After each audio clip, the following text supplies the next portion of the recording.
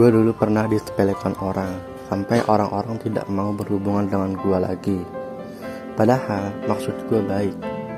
Gue saat itu menjabat sebagai koordinator, yang dimana anggota-anggota gue ini pada males. Gue saat itu nggak tahu kan bagaimana memperlakukan anggota gue semestinya.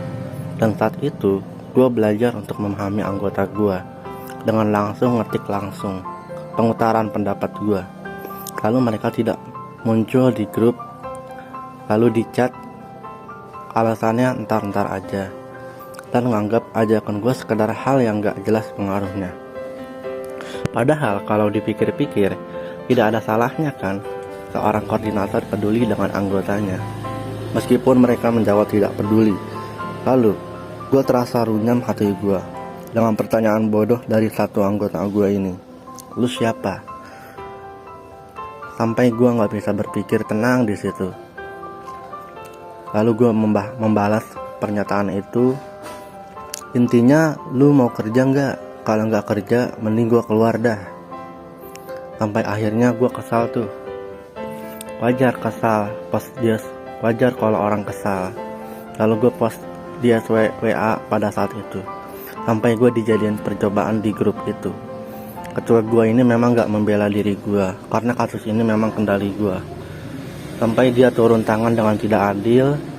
Gue dicerca perkataan gue itu autisme, idiot, dan gak berpengaruh apa-apa di situ. Ya sudah, karena gue udah gak disediain meja di situ, gue memutuskan dengan keluar dari situ juga. Sampai orang tua gue sedih melihat diri gue yang selama ini tidak didukung teman sendiri saat berada di organisasi itu. Sampai gue dikatain apalah gitu dengan bahasa-bahasa anak zaman sekarang, seperti ungkapan "alah digituin aja baper". Gue sebenarnya gak berharap lebih dari cukup kalau mereka cuma ngata-ngatain aja. Sampai gue terbiasa dikatain semua orang di kampus, hanya karena gue keluar karena dianggap ketidakbecusan gue sendiri. Mungkin ada beberapa orang yang tahu kalau gue keluar, meskilah begitulah namanya ekspektasi.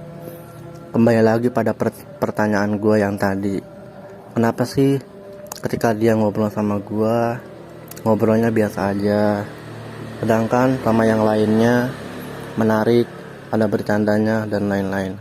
Mengapa ada pola yang berbeda seperti itu ya? Setiap orang berekspektasi apapun. Maksud saya, setiap orang berhak berekspektasi apapun. Meskipun responnya berbeda dari yang diharapkan, semua bisa gagal dan coba lagi. Kayak minuman oleh-oleh gopean. Kok lu responnya kayak begitu sih? Gua aja bilang baik-baik kok lu malah begitu? Gue sudah mengucapkan statement yang membuat mereka harus mengalah. Mereka malah membesarkan hati mereka agar tidak peduli. Gue bilang hal yang benar, seperti ya percuma dong gue nanya tadi. Kalau misalnya gue nanya sama orang yang belum mengerti cara belajarnya atas jawaban dari pertanyaan gue itu, apakah mereka baru belajar setelah gue bilang begitu? Memang sih bisa aja begitu ya. Kalau orang baru belajar memang kelihatan tengnya sih dari perkataannya, ngatain baper. Padahal mereka belum belajar cara memahami kadar hati orang bagaimana. Karena mereka kurang mengerti sambutan-sambutan yang baik untuk dipakai, bukan hanya ke orang yang tidak dikenal saja, bahkan kepada orang yang mereka kenal juga. Mungkin otak mereka baru bekerja kali. Selama beberapa fase dari TK membeku karena gak belajar-belajar. Memang sih kalau orang gak belajar-belajar, pikirannya lari ke sok tahu mengenai apapun.